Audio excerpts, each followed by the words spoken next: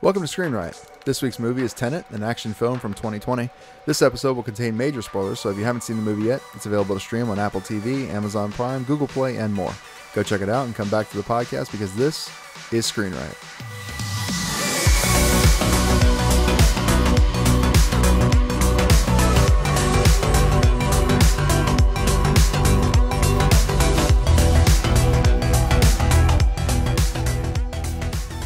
So welcome back to another episode of Screen Riots.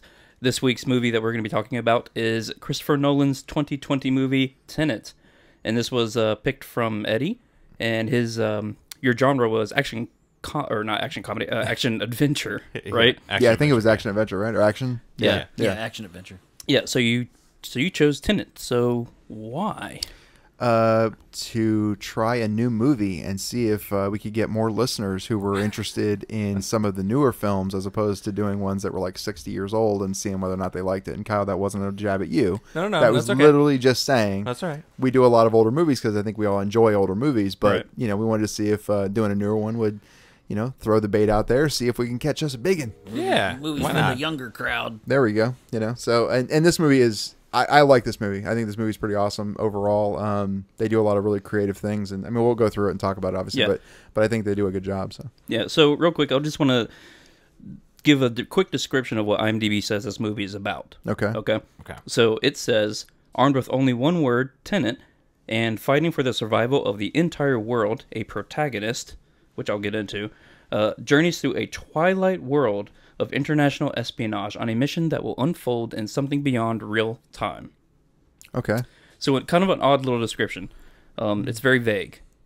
But I like how they added Twilight in there just because. Well, they Got also the guy from Twilight. They mentioned. I thought that too. I was like, wow, they're really nailing it on the head with this description. Before I saw the movie, Okay. I was like, oh, that's a hint to Twilight with Robert Pattinson in it. and all. Right. But they say that line, I don't know, 6 times. Interesting. At least. They say it. Like, what's the line? We live in a Twilight world. Oh, right. Well, Right. isn't that part of the? That's part of like the code of Yes. saying of like, are you cool? Are you part of the tenant? Yeah. Yeah. So, so this was, like I said at the top, this was directed by Christopher Nolan, and it stars John David Washington, who, if you don't know, is Denzel Washington's son. I did not know that I did actually. not know that either. Oh, really? No. Yeah. Oh, yeah.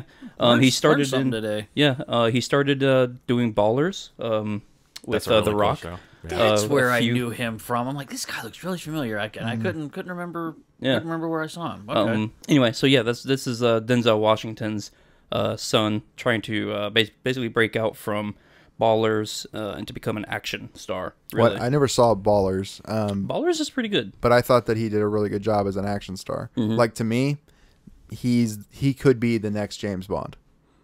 Well, it's interesting you bring that up. Yeah. Because I'm gonna talk about a little bit about that a Yeah. little bit later. Yeah, to me- 'cause he does have class. He's got a an air of sophistication. Yeah, he kind of with his acting. Yeah. he reminds me of like a young Idris Elba. Yeah. You know what I mean? Yeah, I agree. And I mean that in a really positive way. I like Idris Elba. I like that guy. Yeah. So John David Washington, he plays a character that's only known as the protagonist in the movie, and that's actually how he's credited too. So that's not his real name, obviously, but that's just who we know him of. That's all they reference him as, right? And then it has Robert Pattinson, who plays Neil, Elizabeth Debicki, who plays Catherine or Kat, that most people call her. The 6.5 foot tall blonde that's in this movie. She's 6'2". And 3/4. Oh, really? Yeah, Okay. yeah. Very tall. And then in heels. Yeah, she's And got to then- be at least 6'5". In some of the scenes that she's in, she towers over everybody else in the scene. Yeah, she's bending down at certain points to talk to people. I'm like, that just had to be an awkward scene. Yeah. I know her pain. Raise all the door, had to raise all the door frames. Walking in heels? Yeah. Yeah. You got to keep my calves in shape, man. He nailed you. Oh, I know. I was not expecting that. I wasn't either. Good job. And then what did John say? She needs a cheeseburger? Yeah, she needs a cheeseburger. she was overly thin. She's so skinny that the wind blows and she whistles like a blade of grass through your thumbs. You know? Yeah. You don't want to leave the window open. She was a ballet dancer. I looked that up. She was a ballet dancer, okay. and apparently she left that to go into the theater or whatever. But I think that's where she kind of kept with the eating makes habits, sense. probably from the ballet. Gotcha. I bet you can't tell me what any of the other actors did before they were acting. No. Just her. Before they were acting, they were children, John. I can tell you what they all did. They were all children. before that sperm. Did you travel back in time to figure that one out? I liked it. You guys stop. Well, actually, John David Washington, he was and had a football career going before he got into the Ballers acting role and all that. So that's why they recruited him to do that. Is Ballers basketball or football? Football. Football? Okay. Yeah. Which I hate football. I don't really care about it, but the show is actually pretty good. Okay. There's not much football in it. Which season do they kneel? Okay, move on. Yeah. Okay, Neil's in the movie. Yeah, Neil's in the movie. I Not forgot. in Ballers. Sorry. Yeah. So then we have Shakespearean actor himself, Kenneth Branagh, who plays Sator, and then we have Michael Caine for a whole 10 seconds, who plays Crosby. I know, what a cameo. Yeah, I don't know, Sir Michael. Sir Michael Caine. Yeah, I guess Nolan's just kind of bringing up his like lucky talismans. He's in every Nolan movie, so might as well include him in this one too. Well, if you had a famous phone number and you could call it at any point and be like, "I need you to be in this for a couple minutes," and they went, "Of course, of course," I mean, you would do the same thing. Yeah, In maybe. a heartbeat. Sir Michael Caine. And wasn't how do you say Sator's last name? Kenneth Kenneth Branagh. Branagh. yeah, Well, wasn't Branagh. he in Dunkirk? Yes, Yes. he was the Yeah, I thought so. he was the British captain or not captain. He was like the but commander general of some com- sort. Yeah. Yeah. The guy who kept saying, "We've got to get off this beach." Yeah. The whole movie. Yeah. Yeah. Right. But Yeah. they never did. Not really. a They lot did. of them. Well, I mean, they spent the whole movie trying to get off the beach, quote unquote. But there were a lot of people dying on the beach. So Yeah. it's like, I don't know.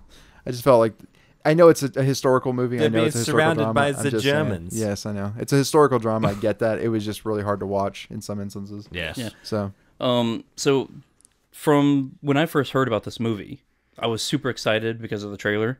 And apparently this was the movie that was supposed to like save the movie business like during COVID times, right? This was the movie, this was the blockbuster that was supposed to put butts back in the seats. Right. Right?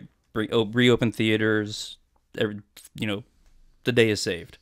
Right? Yay, Christopher Nolan. Exactly. Here He to wanted, save the he wanted to be day. the savior of the movie business. It's like Batman, not the hero we want, but the hero we need. Whatever that. The hero we tagline was. deserve, The or hero something we, like that, right? Yeah. Not the Yeah. hero we deserve. The hero we need. Something like that. something like Yeah. that. Sure, we'll go with it. Something prolific. Yes. But from what I heard is right before this was going to be released, Warner Brothers was not wanting to release it. They were wanting to stave off COVID, basically. They were wanting to hold off on it. But apparently Nolan fought with them. Like he's like, "No, we need to get this out. We can beat this whole thing. We can make money off of it and all that." So apparently he won the battle from the rumors that I've heard. And they were right. They released it. And that's what I was going to pose to you guys. What do you think? Do you think Nolan was too brash in releasing it now? Well, I don't think Or- he was too brash, but I think that he probably blew his wad. I Yeah. think that had they held out until after COVID was more under control. I mean, but that's across the board. I mean, nobody really knows when this thing's going to break or when Right. people are going to allow it to break. Because let's be honest, at this point, if they were just to say, "Look, it's a virus, it's going to continue to kill people," just like the regular flu does, just like a whole lot of other viruses do. We either keep our entire life on hold or we go ahead and open up the theaters and the bars and whatever else and live our lives. They could do that. But instead what they're saying is, no, 99.8% survival rate. Just lock yourselves down in your house and don't move. So I think he was probably going, well, I mean, the news is already kind of in, guys. It looks like this is going to let up soon because it looks like just like every other virus right now. Let's just let's do this. Let's plan the movie. This can be the number one. It'll be like a summer blockbuster, right? We waited all year for this one movie. It's gonna come out. So I think he played his hand and he didn't win Now, did this come out before Wonder Woman or after? before. Oh, it came out before? Yeah, this Yeah. was like one of the big releases Oh, okay. during COVID. I Yeah, gotcha. Wonder Woman came out on the 25th of December. This movie's been Right. out for like almost a year. Really? Yeah, it's Was been it a out year? like 6 months, at least 8 months. Just about a year? Yeah, 6 cool. months? Sounds about right. I round up. Yeah, okay. I do the same with my IQ, about 250. I like it. That's What day did it come out? Yeah, it was- August 12th. Really, August? 2020. August. I thought it came out before August. September 3rd is what I have on IMDb. So roughly, yeah. August, September. He's rounding up. Yeah. It's somewhere in there. One of those days. According to the Google, it was released in the USA on August 12th, 2020. Okay, so we're at roughly 6 months, give or take. Sure. Yeah, right in that range. Okay, I Well- thought it was longer, Kyle, but you're right, 6 months. Yeah, but Wonder Woman's been out like 4 weeks. just saw the box office. Thanks, Google. Ah. Can't do that at the end of the show now. See? Yeah. Well, actually, speaking of the box office, I don't think it would have mattered. Okay. Because I have a feeling, like, let's say COVID wasn't a thing, right? I think this would have had a good opening weekend, Yeah. but then I think word of mouth would have hurt its sales after that.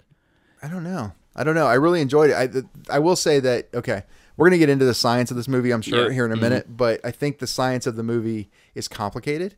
But I feel like most people can enjoy it without having to necessarily break out their physics books. You know what I mean? Like, I don't think they need a master's in physics. Well, see, I also think it's the wrong timing. I think the whole COVID pressure, stressors, we'll call it, I don't think people were looking to be challenged in the way that this movie was challenging people. Gotcha. So you were thinking, you think basically Van Wilder should have come out, not necessarily. I'm thinking Wonder Woman 1984 Yeah. would probably be a better escapism Yeah, that's true. than something this heavy, if that makes sense. I can agree of with like that. ending life or something like that. Well, I mean, it's an end of the world scenario in the movie, and we're facing an end of the world COVID thing, right? Well, You I know, guess the same. Those we're told we are, yeah. I guess Yeah. Wonder Woman was kind of end of the world type deal. I haven't as seen it well. yet, so I don't know. But that was with superheroes. I mean, it's all it's superhero movie. Everything's the end of the world. Right. I mean, Jesus Christ. If it's not the end of the world, why is it super? Just call in the regular cops. Aliens. Aliens, exactly. Who can fight them? Only superheroes. That's right. Yeah. And the other thing is that Nolan wanted to release this in IMAX too. Yeah. Like, Wow. yeah. That'd be a lot. I don't think I can handle it in IMAX. It'd overpower my senses a little bit. I mean, the last few movies that he's done, he's getting IMAX cameras, more and more involved in the filmmaking process. Yeah. And I mean, they're mounting cameras in weird ways, Yeah. and these things are super heavy. Yeah. So Yeah. they're being like very creative in the ways that they're doing that. And that was one of the theories as to why the audio mix is so off. Was they were trying to, with dialogue, they were trying to compensate for the loudness of the IMAX cameras. Yeah, because they're Yeah. super loud apparently, and it's hard to do audio around them. Yeah, I mean and going off of what John's saying, the dialogue definitely could have been boosted. The dialogue is way too quiet, and then whenever you get into the action scenes and the music scenes and all that, it's great.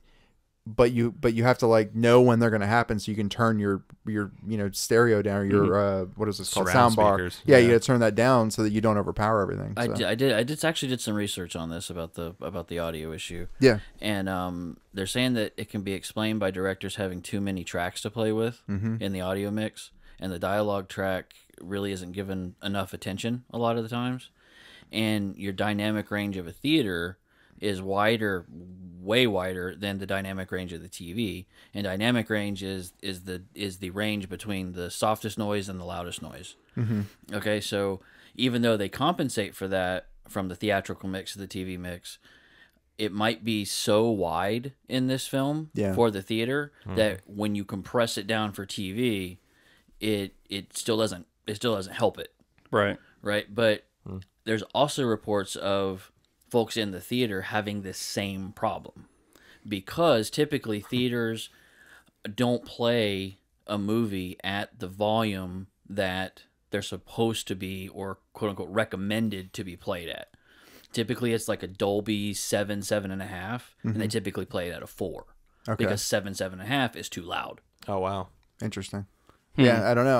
I do know that like I said, I wish that certain parts, especially certain dialogue, whenever they seem to be whispering for whatever reason, I'm like, fuck, it's already quiet enough, and now you're whispering. Like, that's stop. You know, We're what I mean? talking through a mask. Yeah, I'm like, come on, you got to boost that a little bit. But talking about doing it in IMAX, not even looking at the audio, but just looking at the visuals, that just seems like it would be really overpowering watching people run backwards in 3D. You know what I mean, or in 360 degree viewing or 180 degree viewing. Seems like that'd be a lot. Dunkirk I could handle. Some nice like beautiful sea scenes or whatever. Like, it's the ocean all around me. Okay, that's not bad. You know, I can deal with that. But I remember seeing like the boats and stuff like that, the sea scenes, I guess, the ocean scenes with the windmills and everything. That would have been stunning to see in like, 4K IMAX 8K or 8K IMAX or IMAX. 12, Like, whatever dang, it that's is. awesome. Absolutely, but the beginning scene where they're running around the rotunda, and the rotunda is already curved, and then having that on a curved screen or something. It might look weird, yeah. If you're sitting I'd in be the curious. fourth row, you're like, Yeah, exactly. Yeah, I did think the what's his name? Is it Denzel Washington's son? Yeah. Yeah, his son. John David Washington. Thank you. I did think he was a good action star right from the beginning with the Kiev opera scene. I thought that was great. Like just the way that they were moving. It was kind of back to a Heat moment where you're like, well, the way they're moving is the way that they're actually supposed to move in those types of situations. I'm like, this is well done. Like it looked good. It was interesting. Yeah, it held me. Really, really, really enjoyed the opening scene. Yeah. Well, we're gonna get to that. I just want to make a couple more points before we start diving into this heavy movie.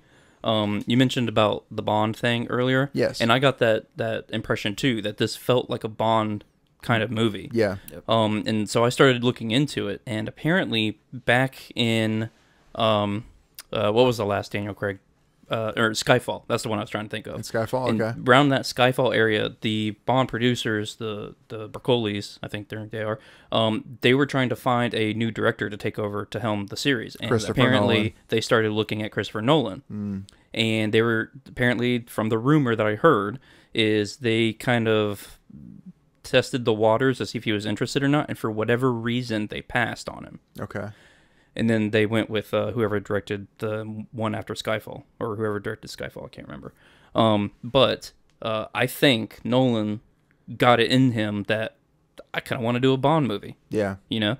And then I think this was the outcome of that. Well, I think this is, I mean, to me, this is a Bond movie. I mean, you've got like the evil genius who wants to destroy the world. You got like a Bloomfield character. Yeah, who wants to destroy the world, and then you've got the girl, and then the only big difference is that him and the protagonist and her never really get too crazy. Yeah, I mean, they never get into a love affair. Right. Yeah, I mean, nothing nuts anyway, yeah. And they've set up they've set up a scenario with this with Tenet to where it could be a Bond type franchise. Because the future can, no matter how far the future goes, you can invert crap and send it back. It's true, right? So they can have a continual Tenet franchise out of this. True. Yeah. Yeah.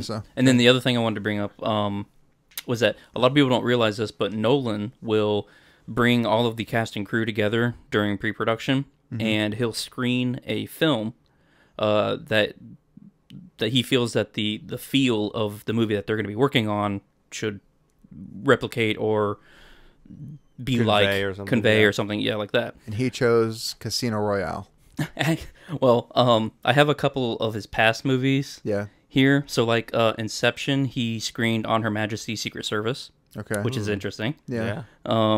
But for this one, he brought them all together and says, I couldn't think of a movie that this is like. No shit. So he didn't screen a movie with them. Okay, I disagree. I think there's movies that are like this movie, though.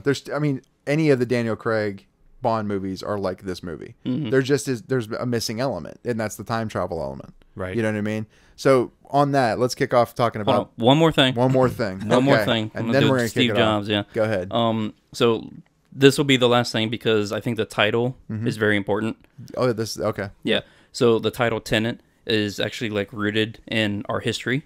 Because apparently back in Pompeii, the ancient Roman city where volcanic ash killed everybody there, there was a tablet that was recovered, and it's called the Sator Square, or the Sator Tablet, basically. And what it is there's 5 words on it. Each word has 5 letters, and those words are Sator, Arepo, Tenet, Opera, and Rotas. And no matter which way you read this tablet, forward, backwards, diagonal, whatever, it's all palindrome. In this movie, there's characters all named these words from this tablet. Sator, Arepo, the opera, the Kiev opera, and then obviously Tenet. Yeah. And in Arepo, they only mention a couple times that he was the art dealer that Kat bought the Goya from. Yeah, she got the Goya from. Well, the fake, but yeah. Yeah. Okay, so I guess let's get into this movie then. So we kick off in Kiev into a opera house where there's a siege going on, and there's hostages. Everybody's going crazy and nuts, and we see the protagonist in a van with, I'm assuming, we don't know who they are yet. We don't know what branch of military or Secret Service or whatever they are, but we can assume. And they put on these patches, and then they basically join the Russian special forces, to go in to do things. Yeah, pretty much. Do some things. And when they get in there, they kind of break off from the Russian Special Forces thing, and they go and save this guy who, I mean, do we ever find out who he is? That he just says that he's undercover for them. Yeah, he's an agent for the CIA. There you go. So he's undercover, and they get him, and he had a piece with him. Yeah. He had the one of pieces of the algorithm. Of the algorithm, which okay, so the algorithm is the physical incarnation of a formula or an algorithm that's been created in the future to augment time. Right. That's the basic definition of it. Yeah, and whenever you put it all together, all 9 pieces, it looks like a big crankshaft out of like a diesel engine or something, some big semi, some V12 or something yeah, like that. Something. But you so you put all these pieces together. So he had a piece of that. Him and one other guy, the protagonist and one other guy get captured and tortured for a second, and you find out whenever he wakes up from the torture that it was actually a test. But before that, the shooting. Right. We get a taste of what the whole movie is all about, where our protagonist is about to get shot, and he is saved by this mysterious man who has an inverted bullet that goes through the wall and kills the guy who was about to shoot our protagonist. Yeah. And then our mystery man runs away, and the protagonist notices that he has this red keychain looking thing on his backpack. Right? Yeah. Yeah, so... now, one thing I wanted to say about this opera thing is kind of interesting, is this is also based in reality. Okay. This is actually a recreation of something that actually happened back in 2002. There was a opera house in Moscow that some Chechens held up 850 hostages in this opera house. Okay. And they planted bombs all around the place, just like they were doing in here. That, yeah. And the Russians were trying to figure out how to go in, and they said that the style of the opera house would make it too difficult and too dangerous. So what they decided to do was put a, quote, undisclosed gas in the ventilation system to knock people out, and then they would go do their operation, right? Well, they killed all the 50 Chechens, I think there were. Yeah. 40, 50, whatever. But there were like something like Let's see, it was like 204 hostages died from that. Collateral damage, just a little bit. Yeah. Yeah. Jesus. The terrorists were basically wanting Russia troops out of Ukraine or something. But this Chechnya, was over the course of what, 3 days or yeah. something like that? Yes. Yeah. And this operation happens in like 4 minutes. 8 minutes or something like that. Yeah, it's crazy. Yeah, so once he wakes up, though, after being tortured, he's greeted by a guy who works for an organization known as Tenet. And did anybody catch the trains at the train yard that were going by? I looked at some of them. I didn't see I didn't anything. notice it the first viewing, but the second viewing, they're both going in opposite directions, like a foreshadowing kind of thing. Oh, that's interesting. Oh, it's foreshadowing of the room. Yeah. Of the rooms. Okay. Yeah. I didn't notice that. Interesting. Yeah, I didn't think about it either. Yeah, I didn't think about it. But, yeah, so he gets armed with a handshake, like, kind of thing. He's got, like, a hand grip thing. It's a sign. Yeah, symbol, and then the word Tenet, and then gets sent on his merry way. It's like it's like this word can get you places, but it also open doors to bad places. Yeah, open all the right doors and some of the wrong ones. Which was odd to me, because this guy seemed to know how to do everything based off that. Like, okay, so he gets into the windmill.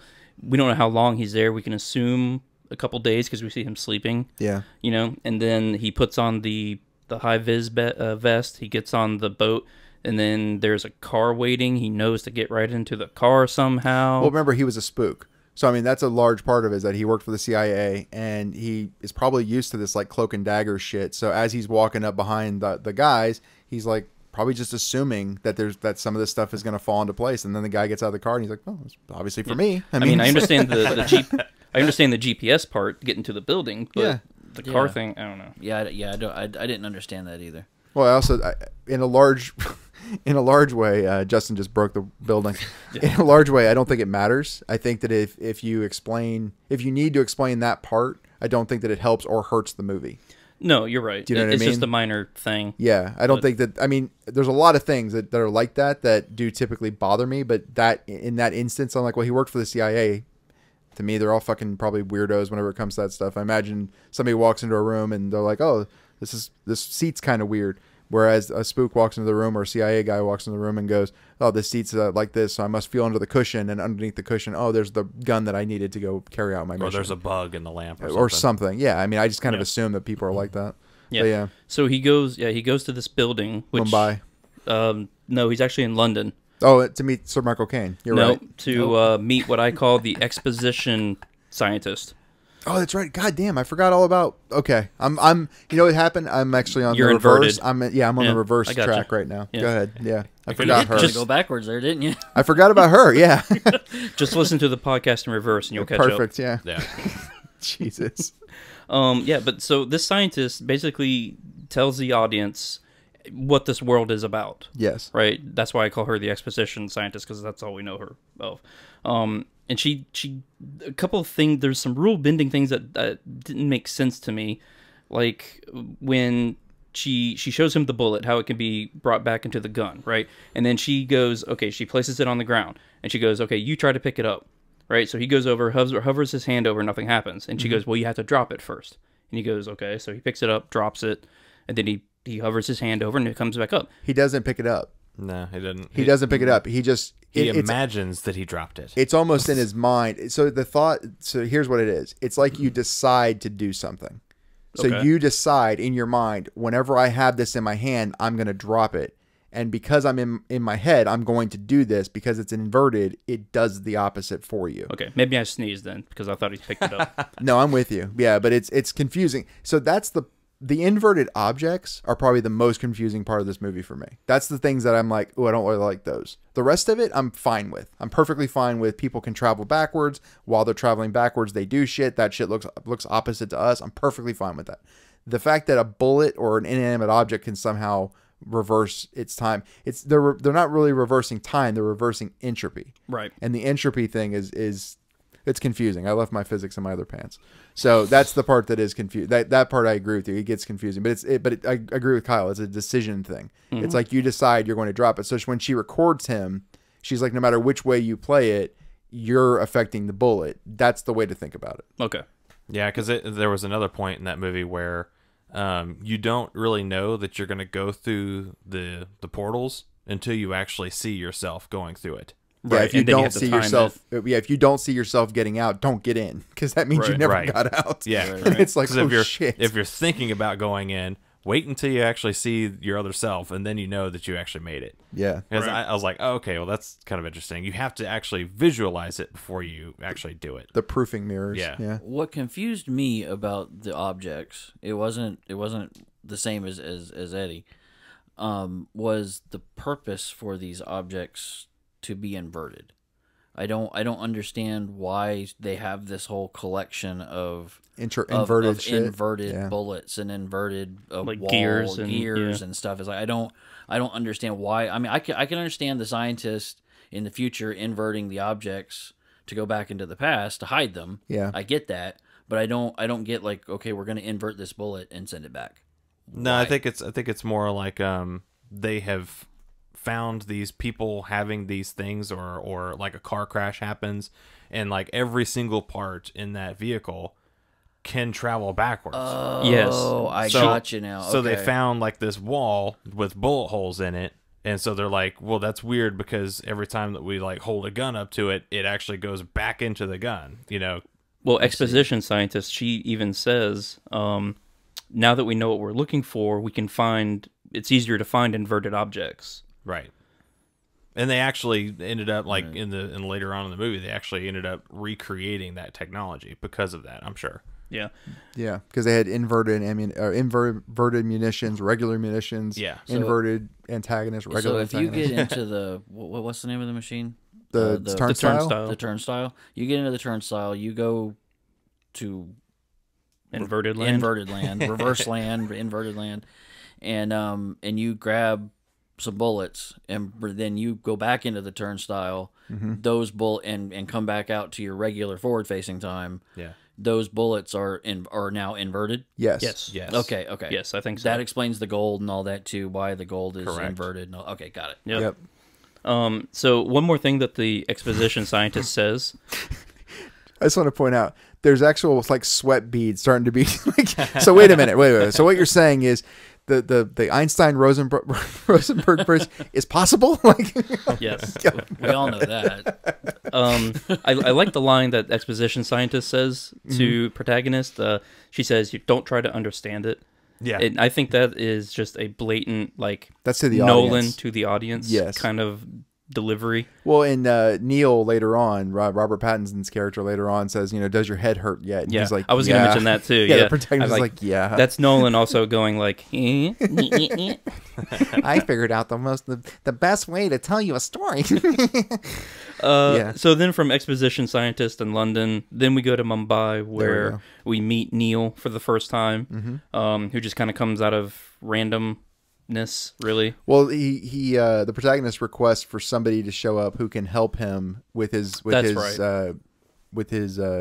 That's right. and he gets sent Neil. That's Yeah, right. he wants an audience with the guns dealer. Priya. Yeah, No, it's not Priya. It's actually her husband, but Well, he doesn't yeah. know it's Yeah, Priya. yeah. So it ends up being Priya, but yeah. So that was Neil's original purpose was to get him a meeting with the arms dealer, and he stuck around for some reason. Well, because he did such a good job with the protagonist kind of kept him around. Oh, okay. And then it was one of those where he just kept proving his worth like over and over and over again. And then he gets the notion, I think, that Neil knows more than what he's saying. Yes. And then Neil just fucking flat out proves it. He's just like, he starts telling him stuff. He's like, so how long you been in this? You know what I mean? And then whenever the army guys show up, or whatever you want to call them, the commandos show up, and Neil's actually the one sort of directing them. He's like, okay, you fucking liar. Like you knew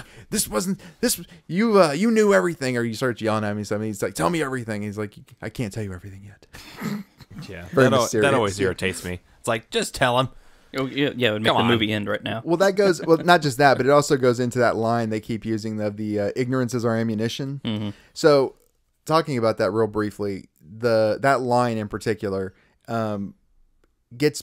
I think some people misunderstood it. Right? To me, the ignorance is my ammunition, or is our ammunition thing was actually against the future, because like the whole scene with the fire truck and all that kind of stuff, right? The reason why nothing gets written down, nothing gets said over phone calls, nothing gets sent by email, etc., is because anything that's documented can be reread in the future. Correct. And then people can be inverted and sent back to make it stop or change, etc. Right? Correct. Yep. Okay. So the ignorance is our ammunition is really the only way that we can guard ourselves against the future, is for me to know what's happening, but for nobody else to necessarily know, or for you to know your job, but not for you to know John's job. Exactly. Right. That's exactly what I thought of it too. But then there's also with Washington. He says this at least twice, maybe more times in the film. Mm-hmm. Well, we know. Let's change our actions. Let's change our actions. And everybody's like, no. What happened has happened. Yes. What is going to happen has already happened. Therefore, you have to keep going. So it would be dangerous to know. Okay, for the protagonist, spoiler alert, he's the creator of Tenet, right? For him to know that he created it would have changed that timeline. Right. Yeah. And So probably he could have he might never have created Tenet. well, and that see, okay, so what you're saying there actually goes kind of into the grandfather paradox, but Yes. it goes into the paradox period of it would essentially time travel. Well, it creates a paradox in itself, and you almost have to wonder, but would it actually change anything? Because that's the question with a paradox in general. Right, is right. We don't know if it actually would change the future, and they're assuming in this movie, in the science of this movie, that it would. That it would, yep. Yeah, but then at the same And time, Neil says that. well, yeah, but at the same time, they go into the grandfather paradox, and he talks about it briefly, and he's like, can you go back in time and kill your own grandfather? And if you do, well, then would you be alive to be able to go back in time and kill your own grandfather?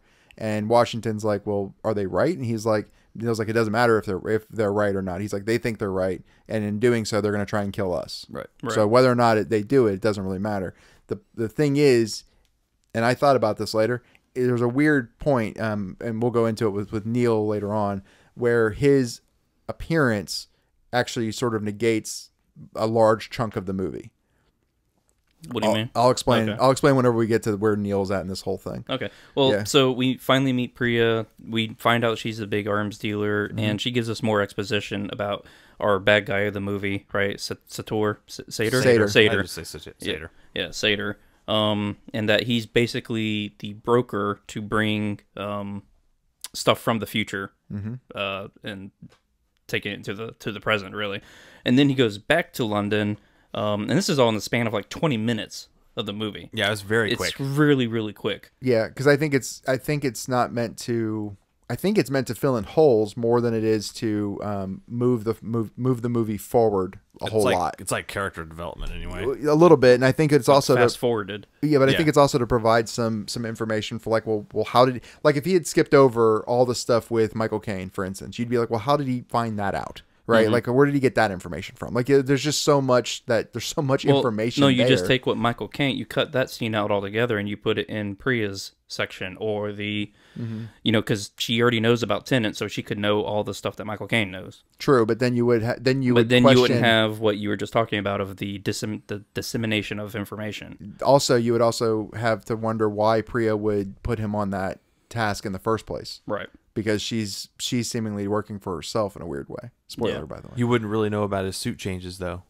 Well, that's true. Brooks Brothers won't cut it if you're a billionaire. Yeah, that's true. And I think we skipped over something here. How cool was that reverse bungee jump? I was going to mention that. I thought it was cool. Friggin' awesome. I thought it was cool. I don't remember seeing anything like that in a movie before. Closest I could come to it would be Batman. Yeah. Which makes sense with Christopher Nolan. Well, and in some of it in Inception. There's a lot of stuff.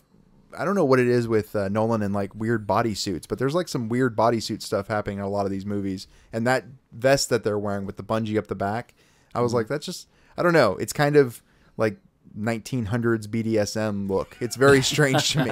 Victorian BDSM. It's what it looks like. It's like it could be in an insane asylum or possibly like, you know, a boudoir of a 1900s dominatrix. I don't know. But here I'm also thinking too, like on that reverse bungee jump thing, I'm thinking, okay, is this really happening in real life? Like, are these guys actually able to do such a thing? If so, that would be cool as hell. Well, you know, is this like a special forces type tactic that, you know, the U.S. uses or something like that? And Nolan so Nolan is very practical in his filmmaking, as we all know. Yeah. So he doesn't like to use a lot of special effects. So I imagine that they probably rigged this up to happen, and they had two stunt guys doing that. Yeah. Shot him up the side of a building. Yeah, So I mean, Kyle, why not? Crazy. we haven't been telling you, man, but we actually all know how to do it. We just didn't tell you. Hey, Yeah, we're actually going and do it after the podcast, but you weren't invited. Very common Hey, thing. you know what? Go for I was it. about to say you and Heights. Nah. I'm not part of that. Yeah. So Crosby also tells us a little bit more exposition about Sator, that he was that he grew up in a town called Stalsk 12. And then he goes and now he meets Catherine, who we find out is an art appraiser, I guess you could say, right? Yeah. Yeah. And she is the wife of Sator. Right. Right. All but estranged. Yes. Yeah. And we find out through a quick dinner with the two that Sator has some kind of blackmail on her. And this is honestly where it gets a little fuzzy to me. Okay, so Sator has a painting that Kat valued from a forger named Arepo. Right. That's a Goya fake. Which she knows. Which she knows that Sator told her to say it was real. Then he bought it and then put it in a vault to where if he told everyone it's a fake, it would completely ruin her as an appraiser, and she'd probably go to jail, to be honest. That's what I was confused about. I didn't know, is that illegal to knowingly sell a forgery? Well, Okay. you're basically, I guess it would be. if right? nothing else, conspiracy to forgery. Sure. Yeah. So I mean, so he's threatening to send her to jail and basically take her son away from her. It's their son, but take her son away from her, Maximilian, or Max for short. Right. Or Neil. But anyway, so that's what she's holding over him. So the protagonist says, I'll get the Arepo, or I'll get the Goya for you. You just got to set me up with Sator. Some guys show up that are Sator's guys and try to beat him up. He beats the shit out of them.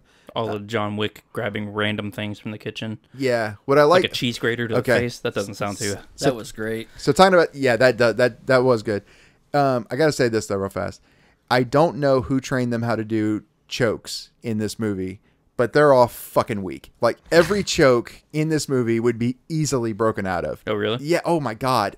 Neil's choke. I think it's Neil. It might have been Washington's choke, the protagonist's choke. Whenever they do the bungee jumping thing in Mumbai, there's another one inside the kitchen. They're all weak as shit. Like if anybody actually did them, you'd be like, and then just pull their hand off. I mean, there's nothing They there. had to be able to get out. Oh my, no, but they don't get out. They all fall asleep in like 0.2 seconds.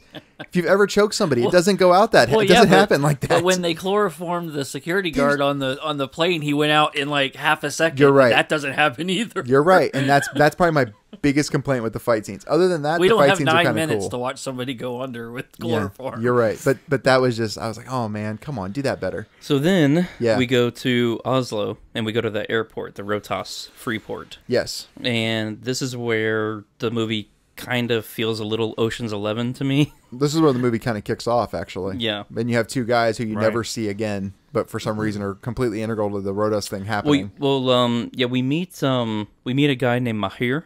Yes. But we do see him again. He's the guy who's driving Kat on the boat, who's going to signal her to Oh shit, you're to right. kill- I forgot about that. Yep. you're kill right. Sater at the end.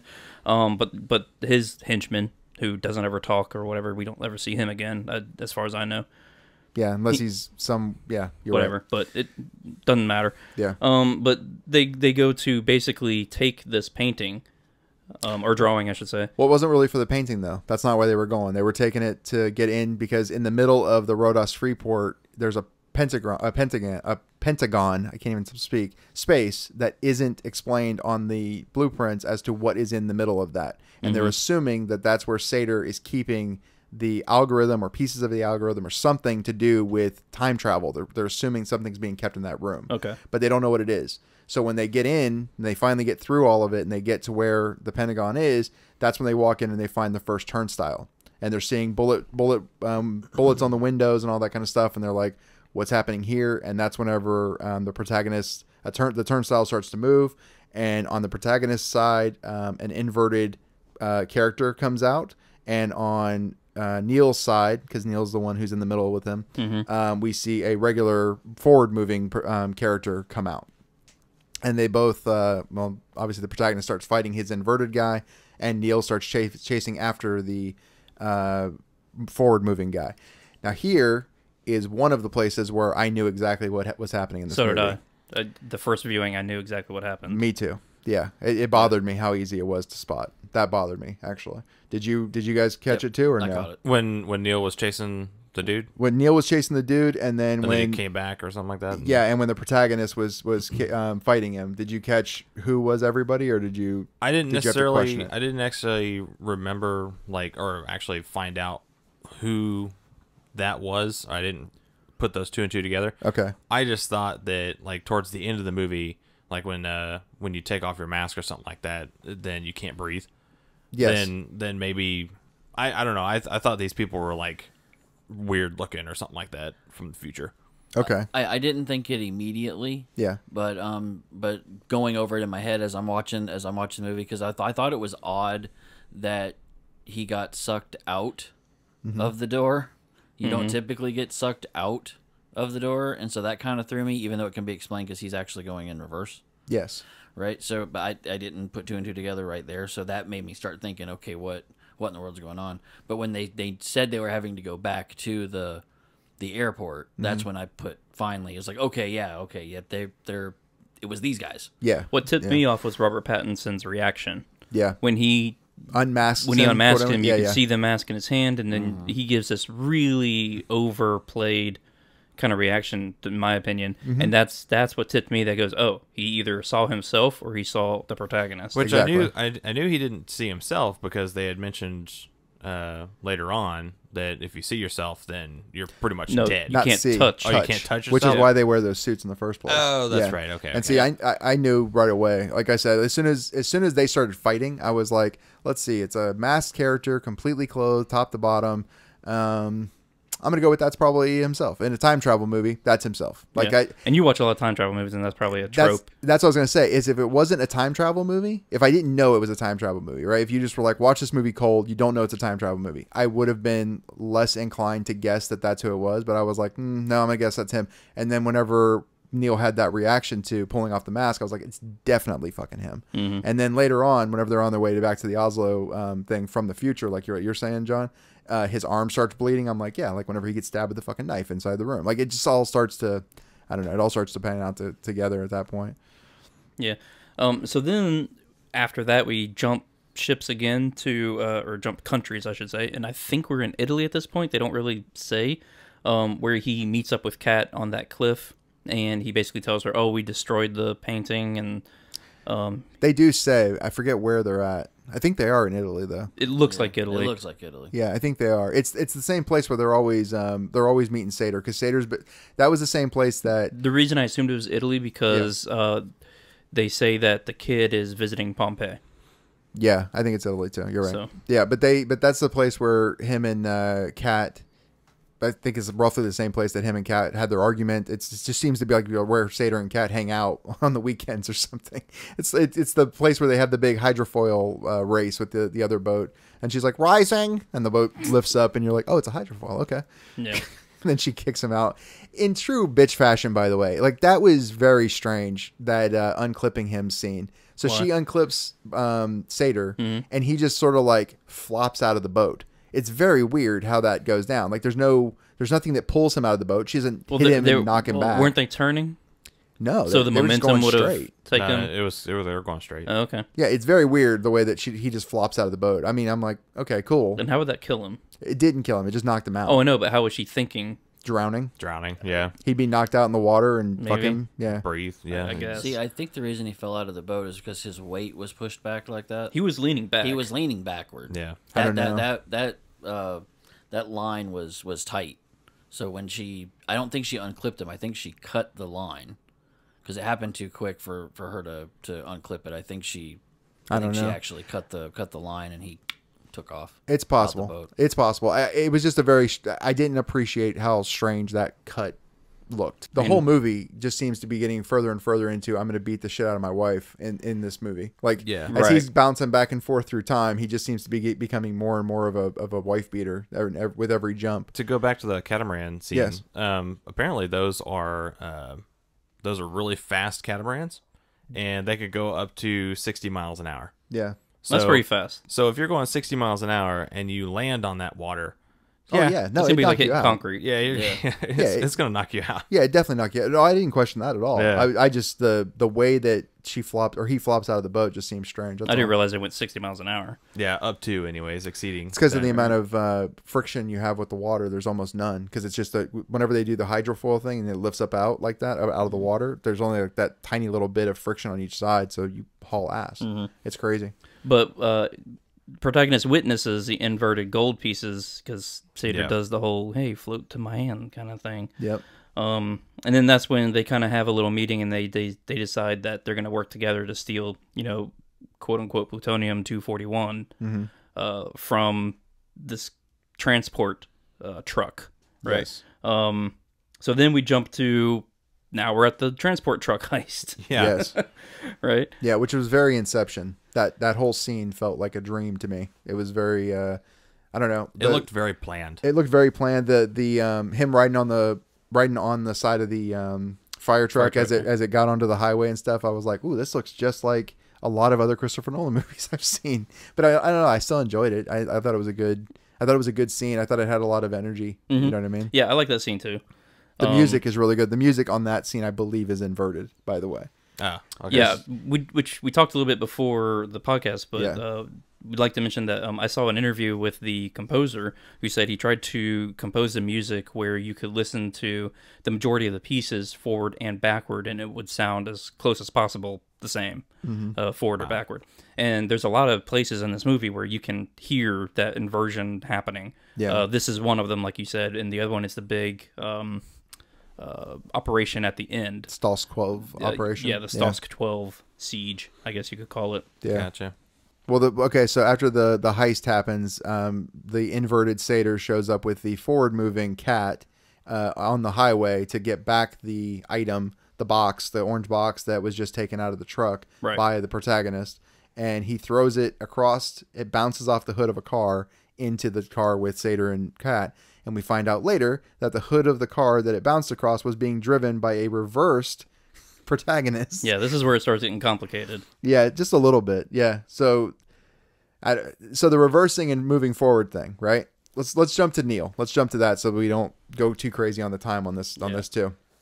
So Neil, that's happening. You find out later on after the Stalls 12 thing that Neil is actually from the future. He was actually sent there by the protagonist, but in the future, right? Right. So Neil is, I don't know, we're going to guess what, about 35, maybe 38 years old at the most. Somewhere mid-30s. I don't think he's 40, right? No. No, he's not 40. No. And he had to travel back from whatever time to this time to start bouncing back and forth in this time to be able to help the protagonist to basically live so that the protagonist can, again, spoilers, start Tenet. So that whole backwards forwards thing kind of gets played in a really confusing way in a lot of ways. But essentially what's happening is that the end of Neil's life here is the beginning of the friendship, quote unquote, of Neil and the protagonist for the protagonist. We on the same page there? Yeah. Yeah. Okay. I would be more impressed by this if I hadn't already seen that. Right? Mm-hmm. Do you guys watch Doctor Who? Maybe in here a Doctor Who fan? I've seen a couple episodes, but Okay. I haven't seen anything. So with Doctor Who, with the Max Smith Doctor Who, there was a character named River Song. Okay, and it starts out, the first time we meet her in one of the episodes is in a library, and she comes in and she's like, "Oh, hey, sweetie," and all this kind of stuff to the doctor. And she's talking to the doctor, and he's just like, "Who the fuck is this lady?" He has no clue who she is, right? Well, she dies in the library. Spoiler for that show, too. And for the next, 25 episodes, what you see is their relationship, and she's actually was moving backwards in time as he moved forwards in time. So at that scene, they've known each other for years. They're married. They're actually husband and wife, and all this. I mean, just all this crazy shit. But he had no clue at that point in time, and she knew all of it, but she was like, "I can't tell you, no spoilers," is the way she put it. That's exactly what's happening with Neil and them. So the problem I have with that is that it felt ripped off to me. I'm like, well, I've seen this. This isn't something that's rare to me. You know what I mean? But the overall, the way that, essentially he had to travel back 20 years. I mean, Right. the way what we see with them going back to Oslo is a week, and they're sitting on that boat and they're sitting in the container and all that other shit. Imagine doing that for 20 years to come back in time to help start Tenet, essentially. that's actually one of my favorite parts of this movie. The idea that time is symmetrical. Mm-hmm. So, typically in time traveling movies, you go from the year 2021 to 1980, snap, there, you're Yes. done. But I like the idea of that's not how time works. It's linear. You have to Dial it go back. in a, quote unquote real time kind of way. I like that idea. You got to roll the odometer back, so to Yes. speak. You can't just snap your fingers and then put the odometer at 000. You got to Exactly. roll it back to 000. Yeah, I like that idea. It Yeah. would suck if the oxygen supply ship forgot about you. No shit, right? And actually, yeah, so we see that they come to this turnstile, right? And we have this giant pane of glass, which I didn't catch the first time I watched it, but the second time, it's known as the proving window. Yeah, proofing Right. window. Yeah. Yeah, I didn't catch that the first time. So I was just wanting to repeat it in case anybody didn't know. Thus proving that you went in and out of the turnstile. Exactly. Yeah. And then they have the, that kind of, it was confusing to me of the whole cat in there and, the whole, we see both sides play out forward, but one is inverted and one is not. And So what you have to look for in that scene is the masks. right. Whoever's Right. wearing a mask is in the right spot in the wrong spot at that time. So Kat is the one wearing the mask on that side, which is the inverted side. Right. So, which doesn't make any fucking sense other than the air in that room apparently was entropied or was reversed. So that's why Sator can be in there without a mask on, but she can't. But what's interesting is the big Turnstile and- chase scene right before this. Yeah. When Kat is, hostage in the back seat, she Yeah. doesn't have a mask, but Sator does. Because she's But forward moving. she's forward moving. That's right. So that forward moving cat is the same one we actually see in that room Right. later. But he's reversed, so whenever he goes into that side, he can take off the mask because the air is inverted. She has to put on a mask because she can't. Well, when they go through the turnstile, the room they exit out of, I think you hit it on the head. The air's reversed in there somehow, because when later on, whenever they take the injured cat through the turnstile, they're not wearing masks. They're not wearing oxygen supplies. It wasn't until Washington went out went The out room. Yeah. out of the room that he had to have the mask on. So Yeah. Which makes sense just because everywhere they're at, it's like at the ship, they're in like this air bubble. That's This what I was airlock. going to point out. Yeah, they it's an they airlock. have plastic all over the walls and everything on the inverted side of things. I think that's why they don't have to wear the mask. They're pumping some kind of air in there. Yeah, it's what I'm saying. It's reversed air. Yeah, It's okay. similar like to the Enchilada. ship. It's similar to the ship when they're on the ship in the inverted. Right. Whenever Yeah. they're inverted in the ship and they're going backwards in the ship, Washington is outside with the mask on doing pull-ups. Right. Right. But then he comes in to an airlock area. Yep. Yeah. How the Where fuck he they get walks that in. ship through the turnstile? Anyway, Wow. That's a good point. Well, no, they didn't. Everything they're moving. They are the ones moving. They are the forward moving. They went into the turnstile and got on the ship, and because the ship is going, the ship would be going backwards at that point. right.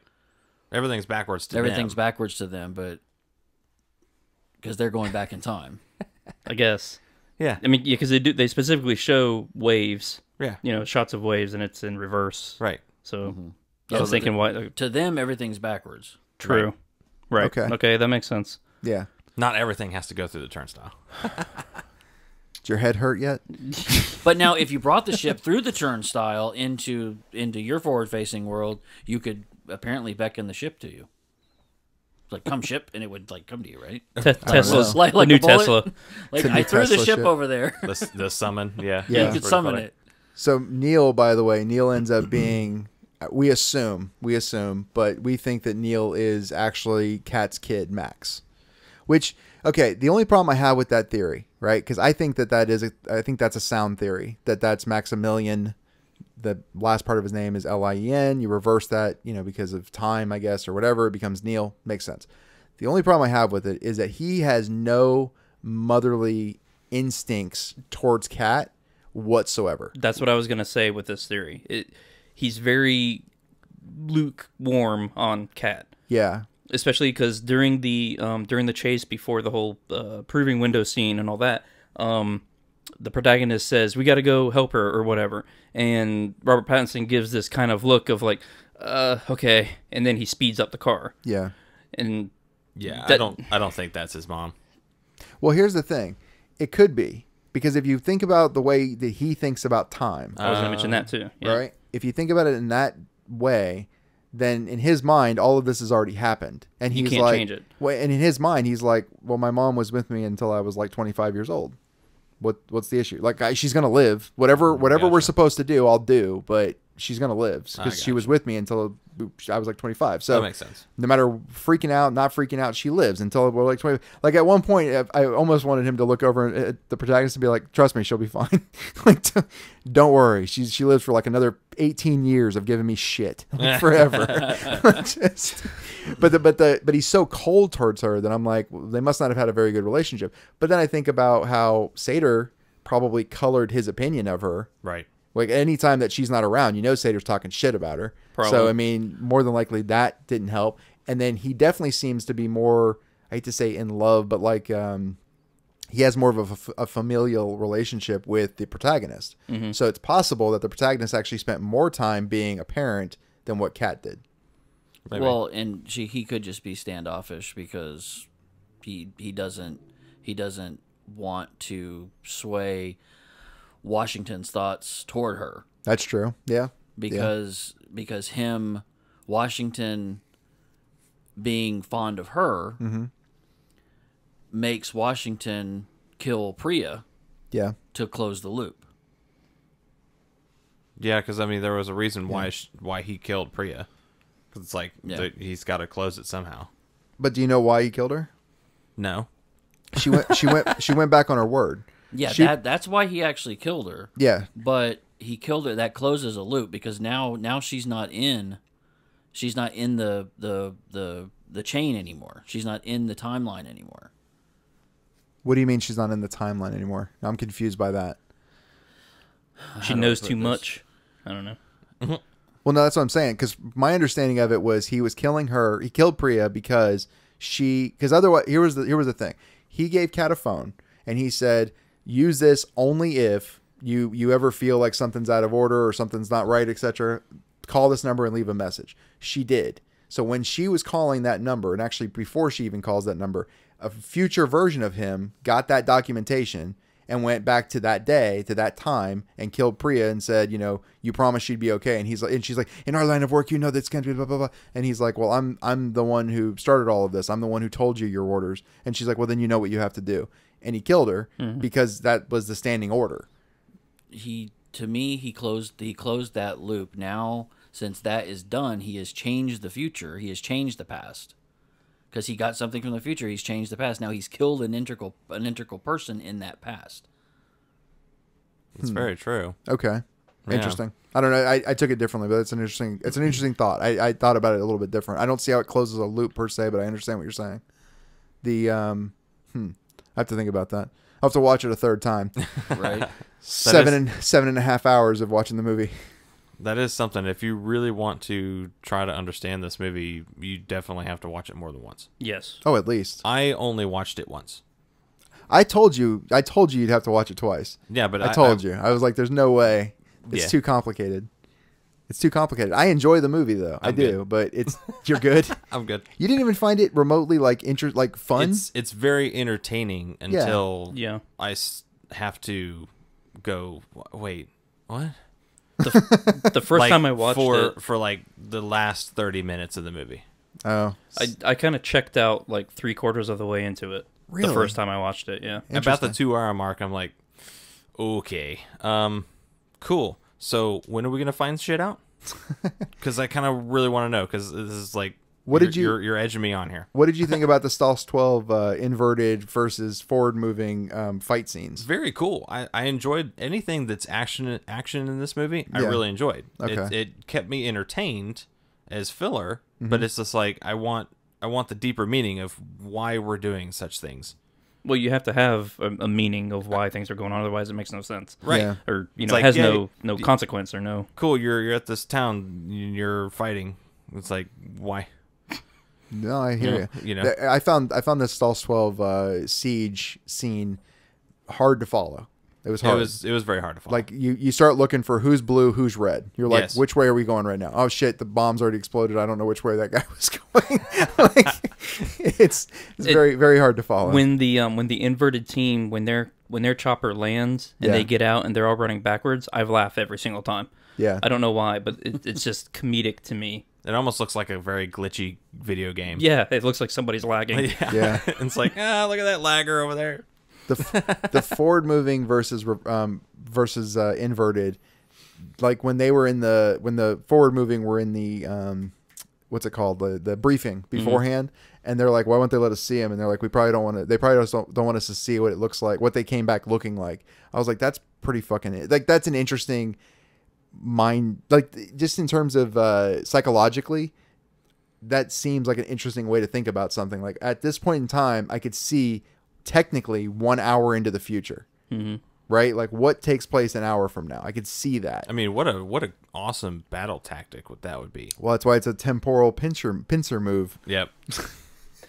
which they say like 9 times in the movie, but never explain. Right. Yes. And Nolan does do a good job of trying to figure out ways to kind of keep the audience in check with, are we inverted or are we not? Yes. By the gas masks, the blue colors, in the proving window, you have the blue overhead lighting and the red overhead lighting. I mean, they do everything they pretty much can to kind of keep you Yes. on track with what's going on, but to me, it's just not enough. It just feels too try-hard. The whole movie does.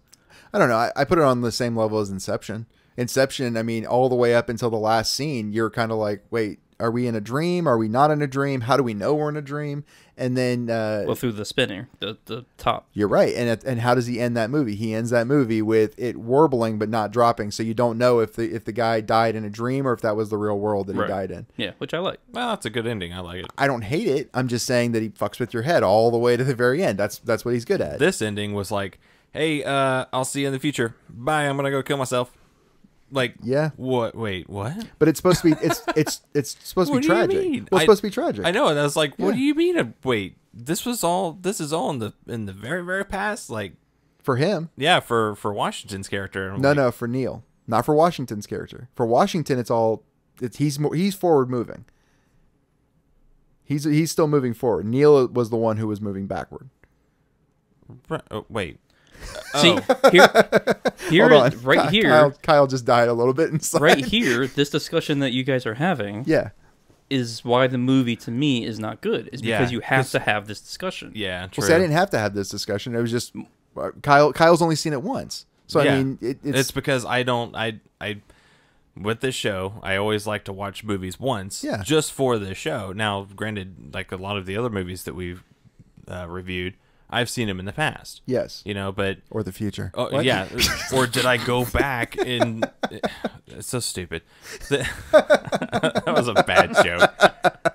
But like for new movies, like for Wonder Woman, for Tenet, for anything that's new, Yeah. I'll only watch it once. I mean, that's to me. That's how movies are, to me anyways, that's how movies are supposed to be, like new movies. Yeah. Are supposed to be watched once. Yeah. Cool. Did it actually have an emotional, feeling, or did it actually promote an emotional feeling from you? Yes. Like the very end of this movie, I was more confused than emotional. Like, Okay. it was a very touching scene of like, hey, we're like really good friends and everything, but I'm gonna go off myself and try to save you again. Well, he has to, I know, because but everything that's happened has already happened. and it's a very sad scene, but it's like okay. Well, and Cool. the thing is, when he's down in that blast cavern cave thing, and he gets into the turnstile and he gets out and he looks up and there's another version of himself running around, he's going to be there at least once or twice or 3 times. I mean, there could be 15, Neils running around that cave for all we know, right? Right. But That'd be in hilarious. terms of what you're seeing was Neil and the easiest way to put it, because we don't know an exact time, 20 years ago, Neil got into a turnstile and started moving backwards in time, right? He got to today. And once he got out today and he gets like, okay, I need to go and meet with Washington in Mumbai. This is where he was. This is when all these things are supposed to take place. In fact, I know it was supposed to take place because 20 years in the future, I can actually look at the data on what, 2 guys were bungee jump up into a building, Yeah. reverse bungee jumped into a building. Well, that was me. So I Here's- know I'm supposed to be in Mumbai that day. Here's the deal that I thought that Washington was kind of in the I guess he's the Tenet hasn't started yet. Technically it has. Technically he starts Tenet when he shoots Priya. Technically. That because up until that point, it's sort of okay, at some point in the future he starts Tenet. Up until we don't know when. Well, he completely has embraced that he started Tenet once he shoots Priya. Gotcha. Yeah. But he hasn't like officially started. I mean, I don't know if they got business cards that day or whatnot, but I mean, I know that roughly that day he started Tenet. You're the- Yeah. Well, they have a Yeah. secret handshake. Well, Secret he, handshake's already set. he left Priya and went to Staples and grabbed the business There you cards. go. Yeah, Yeah. jerk off. Staples for all your needs. if you invert yourself, do Yes. you age? Do you get Yes. younger? No, you still age. You still You age age forward, yeah. Okay, You're inverted, but the world around you is moving. Right. gotcha. Yeah. Okay. So- Time is relative. That's then, why. Then that screws with my head about how old Neil is. Right. Well, no, because let's say he's 35, right? He's 35. He's 35. Let's say he got into the turnstile 20 years in the future. He got in when he was 15, right? His 35-year-old self keeps going. But then his comment at the end of we get up to some stuff, it'll be fun. You that doesn't make sense to me now. Why? What do you mean? What stuff can help? What stuff can you get up to at 15 that secret agent CIA dude is going to think is fun? And then B, how are you going to be that well trained Yeah. when you at 15 get into a turnstile and We don't know how many times he's popped out of. He didn't necessarily have to go straight back to 2020, let's say, or whatever year this takes place in. He doesn't have to come straight back here. He could have gotten in 20 years in the future and gotten out a year later and gotten back in and then gotten out and then gotten back in and gotten out. He could have been with the protagonist on and off for 500 years, technically. No, but he couldn't have No. because he continues to age. Well, okay, but I'm saying 500 times. He could have gotten in and out of time. but then you're going to have 500 Neils running around You could. You have in the have same a, spots. you could at And certain points. and you- then he would run into himself and annihilate. No, the he doesn't world. have to run into himself because at one point in time in this movie, I think we talked about this earlier, but at one point in time, there's at least 4 Neils that exist in that world because you got Neil as a little kid, Max. The whole movie, you got Neil as a little kid, Max, Right. like happening. So you've got at least the Neil we're dealing with plus Max, right? Right. Then whenever he's in the first time that he's in the Rodos Airport, Freeport, there's Neil that's moving forward that's with the protagonist that encounter the inverted protagonist. There's a Neil that's inverted that's waiting outside the Rodos Freeport with Kat on the table at that exact point in time. You see what I'm saying? That's 3 Neils that exist in that world just at that one point that we know about. And there's probably more.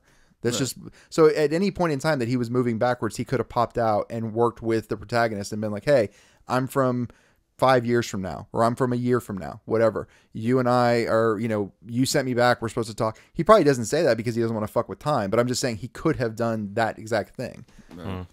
So just because their friendship is over right at this moment doesn't mean that he's never going to see him again. He could meet Neil at 34 and then at 33 and then at 32 all the way up. I don't know how you got that, but that's fine. Well, I'm thoroughly confused. Yeah, me too. So- That's another layer of So complexity. with that, It's a timey-wimey thing. let's go back to reality and let's find out. Okay, Well, I was curious. Did John find anything about the Priya thing, or did you look into that? I did actually look into it. He killed Priya because she knew too much about Tenet. Is that the only reason? That's what I thought she That did. seems to be the Okay. consensus that he couldn't leave her. He wanted to protect Kat, Yes. and he knew that Priya would keep trying to kill her. Yep. Which to I agree with. to tie up loose ends. I agree with that 100%. Yeah. and they're saying that he killed her because she knew too much about Tenet. Yeah. Which again, everyone's a liability, Right. essentially. So anybody could write something down, just write it on a piece of paper like 7:00, and that becomes part of, what's the word? Posterity. It becomes part of Right. posterity, and then the future can use it against us. Right. Yeah. Right. And that's the thing that fucked with me too is, so let's say Neil's from 20 years in the future, roughly. We don't actually know when the future who wants to kill us, when that is. That could be a million years in the future, and they've been reversing shit back to destroy us. We don't know when the future actually is. Right. So Neil's part of this team, quote unquote. He's from the future, but he's not really, he may not be from the bad future. He's just from a future that understands or knows about what's happening and what the bad future is trying to do. Right. It's fucking, it's definitely complex. He could Yeah. be from 200 years ago. 200 years from now, and they just perfected the anti-aging You process. never know. It is Robert Pattinson. He's not aging well, in my opinion. But yeah, The Mumbai scene when he first comes out, he looks rough. yeah. I was like, woo, it's hot in Mumbai, huh, Robert? It's hot when you drink a lot of alcohol in Mumbai. he's not sparkling anymore. No, he's No, definitely not. he's glistening, all right. glistening. but it ain't Yeah. vampire glisten. We live in a twilight world. So that, by the way, that line had nothing to do with Tenet. That was CIA talk. Yeah. Yeah. That So- was so was whenever- like the weather is bad outside. Yeah, so when Oh, he you keeps need an using umbrella. that, yeah, so when Yeah. he keeps using that, I believe he's using that with some of his CIA contacts to use them in the Tenet stuff. Well, so. yeah, because when he first got to Mumbai and he called the guy on the phone to say, "Hey, I need somebody here to make an introduction for Yes. me." He uses that, and the guy on the phone says, "Oh, I thought you were dead." Yes, that's right. He's like, I sort of am, or he Yeah. has some weird response. He's like, "I was," or yeah. Yeah. Again, those scenes like that, I think he'd make a good James Bond. I do. I think he'd make a pretty badass one. Well, let's talk about the finances of the Huh? movie. What do you got? Yeah. So budget. What do you got? Shit. Take a guess. This has got to be massive. $150 million. So Eddie's 150. That's a pretty good guess, actually. I'm gonna say 160. Okay. I'm gonna go. You said 160, Yeah. 190. All right. Well, John's closest. Actually, Damn really it. close. The budget was $205 million. Wow. Wow. You. That was a big ticket movie, and it looked it. Michael it Michael did. Caine took home $25 million just for those No. 10 seconds. 3 million. He 3 took minutes. He took home 200 million, but 5 million was all it took for the movie. So. Jesus. You All right. want me? You pay. That's Yeah, right. no kidding. Yeah. That's right. I got a set in front of my name. That's a good Michael Caine. Sounded like what's his name from Lethal Weapon? Oh yeah. Mel You all- Gibson. Mel Gibson. we having a party? We having a party. Mad Max himself. Yeah. Okay. All right. So opening weekend. This on here it says September 6th, 2020. See, now this is We don't know when this. Here's the problem. It was inverted, so it was Yeah. technically August 3rd. Actually, wait. They probably released it on August 12th because they probably want to be part of The summer. No. They hold on. I got it. They probably want to be part of the Oscars. Yes. Therefore, you have to. If you're part of the Oscars, you have to open. Yeah. You have no. Wait, not the Oscars. Sundance. I thought it was the Sundance? Oscars. For a lot of these films. For any film, for a lot of film festivals, in order to enter their festival, you have to open in Hollywood first. Okay. Yeah. But why would you care So- about being in Sundance? Isn't that for like independent films and shit? It's for every film. Is Yes, it? for everything? Yeah. It's for everything. Oh, I didn't know Sundance did everything. Oh yeah. It'd be really funny But to see a Sundance thing on a Christopher Nolan film. I'd be like, okay. What's interesting about this is wasn't this simultaneously released in theaters and streaming? I don't know if it was at first. Okay, I thought it was released in theaters first, I'm not sure. and then like maybe a month or two later, it was like, hey, let's move it to on demand. Hey, nobody's going to the 'Cause- theaters. You know what? I'll bet they did opening weekend from August 12th to September 6th. whenever it was released on streaming. So that's their That's their window. That's their window. their That's their opening. proving window. Okay. Anyway, Alright. so Thought yeah, I was the one with the bad jokes on the show. You opening weekend. Opening weekend. What say you? I'm going to say $25 million. Okay. That's my COVID guess. I I don't think it's that high. I saw it. I can't. Oh, okay. say Oh, it. really? Is he high or low? I'm not telling. I'm not Jesus. telling. No insider information, What? please. No, this is just a temporal pincer move. Oh, good. please. Good. I saw the future. Yes. You're going to say. What am I gonna say, John? I don't know. I'm gonna say. What'd you say? I 25? don't know. What did I say? Just guess. 15. There you go. Wait, you said 25? I did. And you said 15? Yeah. It was 8. I guess Eddie's closest because it's 20,200,000. Woohoo! Yes. So Yeah. yeah, By 200,000, he beats he me. I beat it did. by 200,000. I did. You know So- what? 200,000 is more than we all make in a fucking year. So So then it's what- fine. We got one more number is cumulative worldwide gross.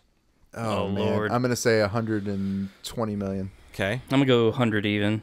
All right. So far worldwide. Yeah. Oh gosh, I'm gonna say it's already made its money back. So you're going to say I don't think 205? I just can't see this movie making its money back. I'm gonna say 210. 210 million. That's a good guess, John. All right. John's the closest. I At figured. 363 million. Wow, okay. 129,000. Well, Holy China. cow. So what you have to It did remember, do well in China. China wasn't really affected by COVID. Okay, it's like it never even was started there. They haven't really heard of it yet, so they're still visiting theaters and whatnot. Meanwhile, over here, we can't even sneeze without people giving us dirty looks. Well, So Yeah.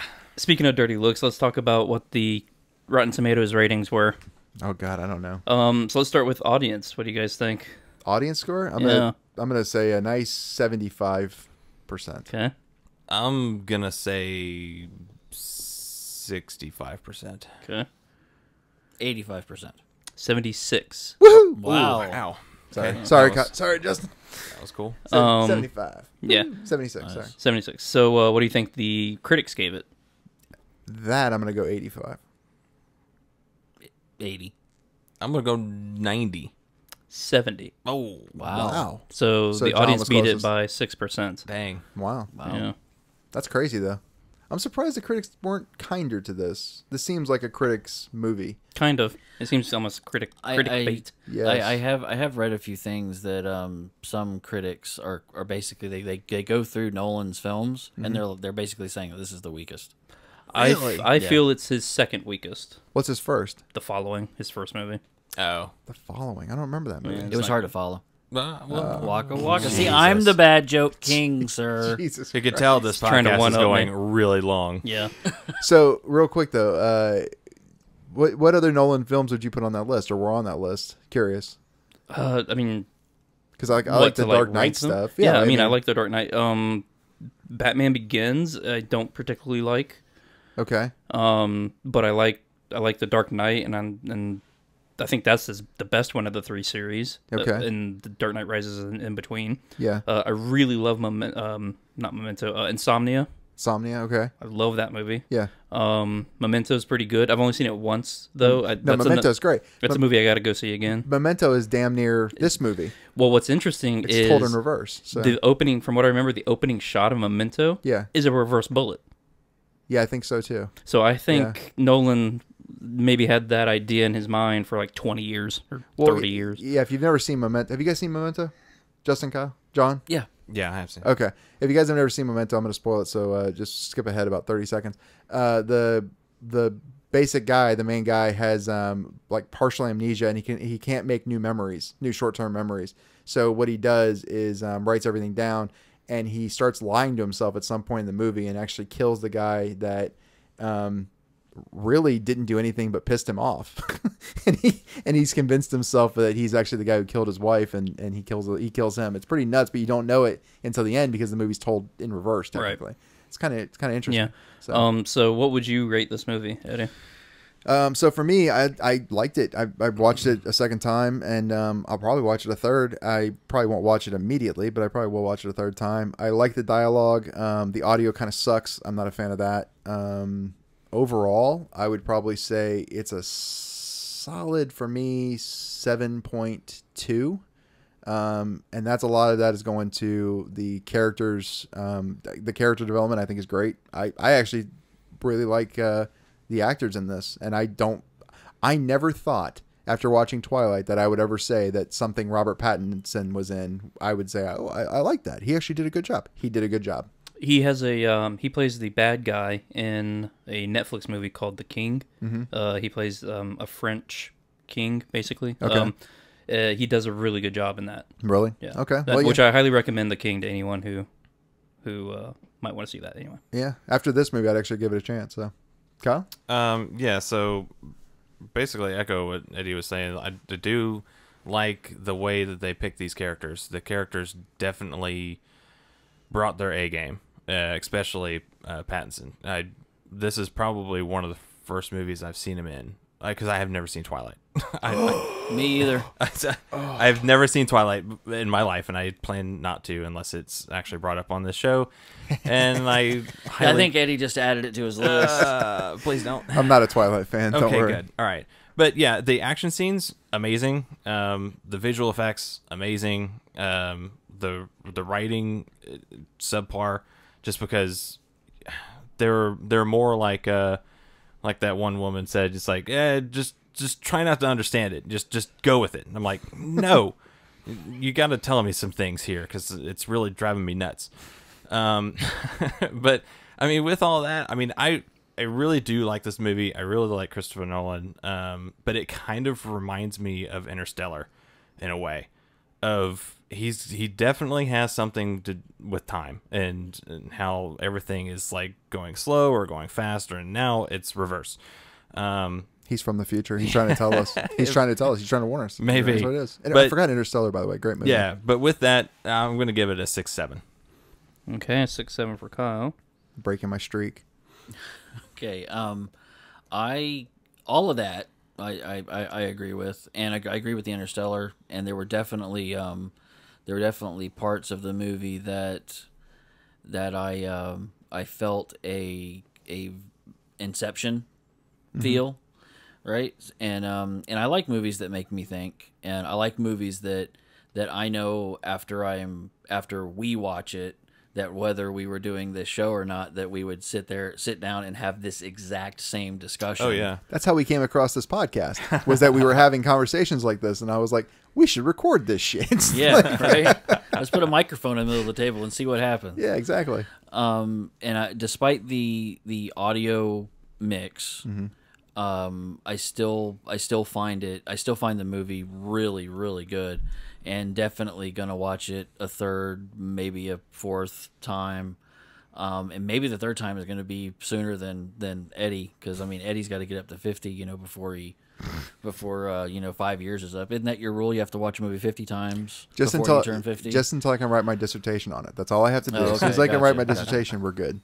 All right, and it's just that this one is just so, it's just a tick over confusing to me, that I have to watch it several times in order to understand it. Because actually, the first time I watched it, I was like, okay, I have this set of things that I don't understand.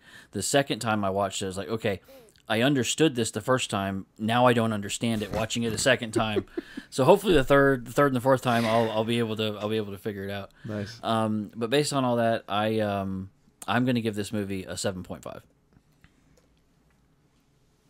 Okay, 7.5. I think I've made myself clear. I'm not a fan of this movie. Uh, Audio problems aside, which I think everybody has an issue with, I just think this is Nolan trying to be overtly creative for the sake of being overtly creative. It's the same I shouldn't say downfall, but it's the same trap that his brother fell into with Westworld, with the later seasons of that. They tried to get too complicated, too smart, and I think it hurts. It hurts the show. It hurts the movie. Yeah, I agree with that. And I feel like that's what happened here too. And like I said, I checked out about 3/4 of the way in the first viewing, just because I didn't understand. I understood what was going on, but it wasn't like I wasn't invested by that time. You know, by 3/4 of the way of the movie, you're already 2 hours in. You know, so I have been thinking about what I would give this, and I think I'm just gonna give it a 5. Okay. Kind of a middle of the road Yeah. kind of thing, which sucks because I'm a huge Nolan fan, and I like a lot of his work, and but I just can't get past. I just can't get past it, and the rewatchability on this is very, very small. I've already seen it twice, and I feel like that's enough for an inverted lifetime. No, you know what's funny is it happens every once in a while on the show, but this is another one I think that kind of cements that we all like different things. Yes. And what's funny is John and I, not always, but typically it seems like either John and I agree or me and you agree. I think Justin, Kyle and I agreeing. I was like, don't point at me. No, Kyle and I agreeing is much more rare. But what's funny is our scores were actually pretty close this episode. That's kind of interesting. You know what I mean? But I think the Congress episode, you gave it like a ridiculously low score. John gave it kind of a high score, and I was like middle of the road with that. And I think Kyle was between me and Justin, right? I was like near Justin. Yeah. So pretty low. Yeah, I mean that. I don't know. I like that we all like different things. Yeah. You know what I mean? So, Well, that's good that we all bring different perspectives to it. Yeah. So with that, we need to roll for who the new host is, because everything resets now. Yep. So John, if you can do us the honors real quick. Okay, here we go.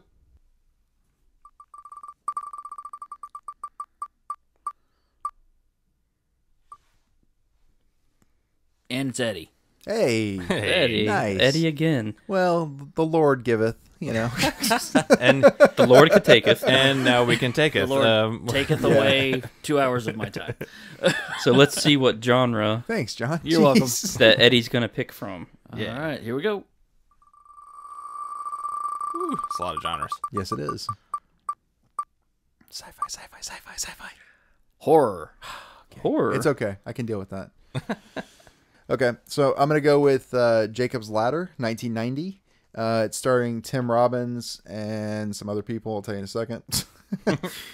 Tim Robbins, Elizabeth Pena, Danny Aiello, a bunch of other people you've never seen.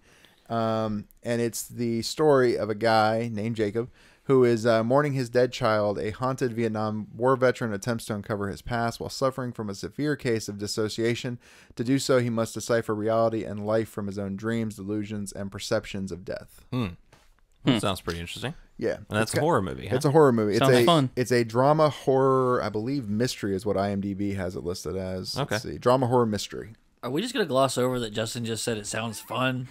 It was a joke. Well, to be honest with you, this movie is a lot of things. Fun doesn't really come up on the list. I didn't think it would. Not really. No, not so much. But it is interesting. It's one of the movies that I remember as a kid, simultaneously scaring the shit out of me and yet making me want to go back and rewatch it. Okay. You know what I mean? Because I found it incredibly scary as a kid. Like now, Maybe not so much, but yeah. no, there's still parts that kind of freak me out. Oh, But okay. but I think that's my own childhood kind of rearing its head. I try to ignore that. I repress that shit as much as possible. That's like Push it down. It's like Poltergeist with me. Yeah. That damn clown. Mm-hmm. Yeah, this is you'll see. You guys have never seen it. I think this is great. You guys have never seen Jacob's Ladder? No. To me, it's a classic non Tim Robbins movie. Robin Williams. Okay. Not Robin Williams. Right? Tim Oh, Robbins. Tim Robbins. Oh, I thought it was Tim Robin. I thought you Robbins. said it was Robin. No. Okay. No, because Tim Robbins at this point was doing stuff like Bull Durham and stuff like that. This is not Bull Durham. This is it's very much not Bull Durham. Gotcha. Yeah, so. Okay, well, if you want to join us on our next episode, which will be next Saturday, make sure you go to justwatch.com, search for Jacob's Ladder, and you can find all the places that it's streaming. Also, if you don't mind, go ahead and go to our website, americanpodcasting.net. Just click on shows and you can click on Screen Right there. You can see all kinds of cool stuff. You can join our mailing list where you'll get some cool stuff, some neat info. You can see all of our ratings of past movies, listen to every episode that we've done. And don't forget to go to our Patreon. That is patreon.com/ScreenRiot. We have some pretty cool tiers in there, so check it out. You can get on one of the tiers that has, you can hear the unedited version of our episode, which should be fun. And with that, we'll see you guys next time. So thanks for listening. See ya. Later. See you.